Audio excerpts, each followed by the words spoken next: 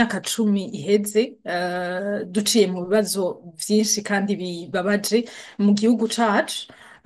Iyo myaka 10 rero novuga yuko kuri twebwe nk'umuhari w'abakenyezi n'abigeme baharanira amahoro n'umutekano mu Burundi, na cane cane twebwe abakenyezi, twaranzwe na vyinshi, twaranzwe n'ubuhungiro rimwe na rimwe bwatumye turuha kubera ko ivyo twahuye navyo ari vyinshi.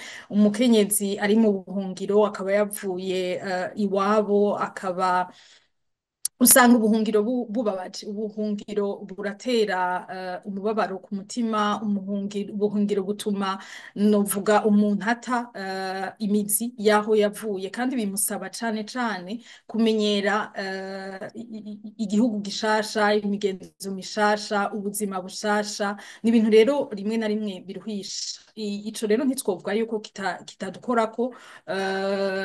Abakenyezi bamwe baragenda, abakenyezi bamwe barata ingoga zo kubandanya kugwanira ayo mahoro n'umutekano mu Burundi. Ariko nibaza yuko ikintu cane cane kitugumiza hamwe nuko tuvyakira, dutahura yuko bamwe vy'ukuri ubuhungiro bushobora kubaruhisha, bamwe twovuga kugumiza agatima bari mu bikorwa rimwe na rimwe bitoroshe, tutibagiye nuko ubuhungiro ari ikintu gikomeye cane. Ariko kandi igikomeye novuga ciza kandi kitugumiza turi hamwe nuko agatima ku mahoro, agatima ku mutekano, agatima ku Burundi ko ntikagabanuka, ko ntigahera. Tuguma duhujwe, novuga ico nokwita une mémoire collective. Turacafise ico duhurirako, turacafise babakenyezi bahohotewe, turacafise ya miryango yabura ababo uno munsi batararonka ubutungane, turacafise abacu babuze irengero, turacafise ibintu vyinshi uno munsi bikiduhuza. Ivyo rero ni ibintu bigikora ku mutima, ivyo ni ibintu tugumiza muri twebwe, kandi tuvuga tuti nico kitugenga cane cane, nico gituma uno munsi umukenyezi aguma ahagaze kugira ngo ntitwibagire ivyabaye mu Burundi, ntitwibagire cane cane yuko hariho abarundi uno munsi bagikeneye ubutungane. Ikindi novuga kidufasha nuko tugerageza gukorera aho turi. Imyaka 10 ni myinshi, ariko kandi vyadutumye tubona yuko hari abacu bahohotewe, hari abacu bari mu buhungiro bakozweko cane n'ibibazo vyabaye mu gihugu cacu. Nk'umuhari w'abakenyezi rero, ikintu nibaza cadufashije nuko twashoboye gukora kuri bike bibabaje twabonye. Twarashoboye gufata mu mugongo abahohotewe, twarashoboye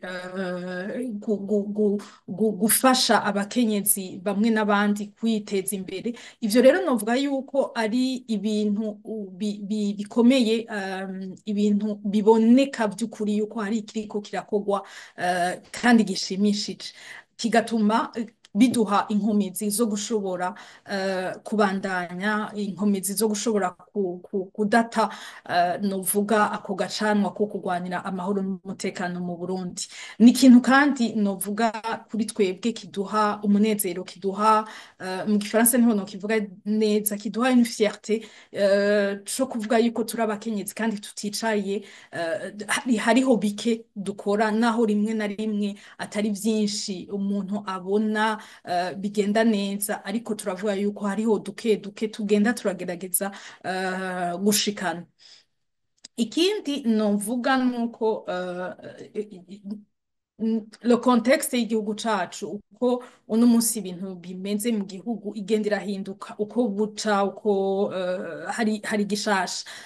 na twebwe na hagati yacu hariho ibintu byinshi bihinduka hamwe usanga twese tutakiri hamwe ivyo rimwe na rimwe biradutera novuga biratuma ibikorwa vyacu bitagenda nk'uko bikwiye ariko kandi biraduha cane gose inkomezi kuko turiga ku bandi bakenyezi baciye mu bibazo nk'ivyo twebwe twaciyemwo ivyo rero bikadufasha byo guhindura cane cane ukungene dusanzwe turiko turakora no kubona ibintu novuga uko bitandukanye nibaza yuko kubona yuko hari abakenyezi babaye mu bibazo nk'uko twebwe tubibayemwo biduha icizere yuko umwanya vy'ukuri urakenewe urafise akamaro gakomeye mugabo nibaza yuko ico tugwanira gifise inkomezi nyinshi par rapport y'umwanya ibibazo turiko turacamwo